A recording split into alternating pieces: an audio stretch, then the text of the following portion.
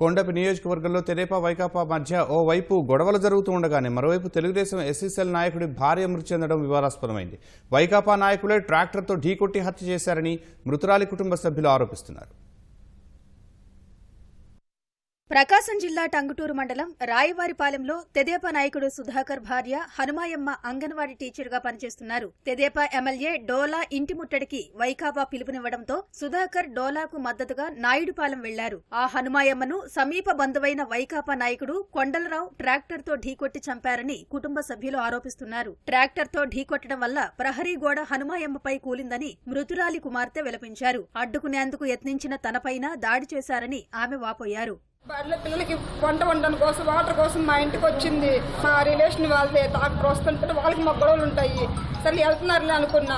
2 సార్లు తిట్టండి అనుకుంటూ పోయాడు దాన్ని. అమ్మని 2 సార్లు ఇట్లా ముందు పోయి బ్లేడు డాక్టర్ తో కొట్టుకుంటా వెళ్ళాడు. బ్లేడ్ వెనక బ్లేడ్లు పెట్టుకొని వచ్చాడు. అన్న ఏంది పని అని అరుస్తున్నా. నేను అమ్మకేమైంది పడిపోయిందేమో అనుకున్నా. చీర చూస్తే రక్తం పడుగుల అమ్మ ఉంది. అంత అవునమ్మా ఆదిలక్ష్మి నన్ను కొట్టారు. మాలకొండయ్య అనే అబ్బాయి అమ్మని అట్లా చేసి వెళ్ళాడు. ఎలక్షన్ వచ్చింది, ఈ వైసీపీ వచ్చిన తర్వాత నా పొలం ఒక ఎకరా ఆక్రమించేశారు. హనుమాయమ్మను అంబులెన్స్ లో హుటాహుటిన ఒంగోలు రిమ్స్ కు తరలించగా అప్పటికే ఆమె మరణించినట్లు వైద్యులు తెలిపారు. పొలం విషయంలో కొండలరావు కుటుంబానికి తమకు వివాదం ఉందని, దీనికి తోడు తాను తెలుగుదేశం పార్టీలో చురుగ్గా ఉండటం సహించలేకే తన భార్యను హత్య చేశారని ఆమె భర్త సుధాకర్ ఆరోపించారు. దాంట్లో నేను వాళ్ళని కూడా ఏనీయకుండా గొడ్ల పడుకు ఆడేది తిరిగా. ఈ నా పొలం అలాగే ఉంది, నా పొలం అలాగే ఉంది. వాళ్ళు నేను వేసుకోలేదు. ఆ డిస్ప్యూట్ మీద ఇట్లా జరుగుతూ ఉన్నాయి. మగవాళ్ళు ఆడవాళ్ళకి ఏమి ఇబ్బంది లేదు. మా భార్యతో అన్నా అంట వాడిని ఎమ్మెల్యే దగ్గర పంపావు, నువ్వేడ టీచర్ దగ్గర కావచ్చు ఇంటికి వస్తున్నావు అని చెప్పి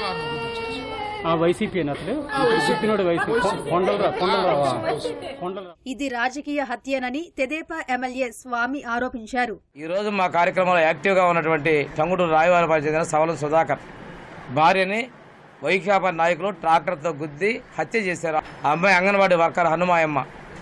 హత్య చేసిన వాడు కొండలరావు అనేవాడు గుద్దించి ప్రాణాలు అక్కడికే స్పాట్లో చనిపోయింది. ఈ నియోజకవర్గంలో శాంతి భద్రతలు కాపాడాల్సిందిగా పోలీసులు కూడా విజ్ఞప్తి చేస్తామని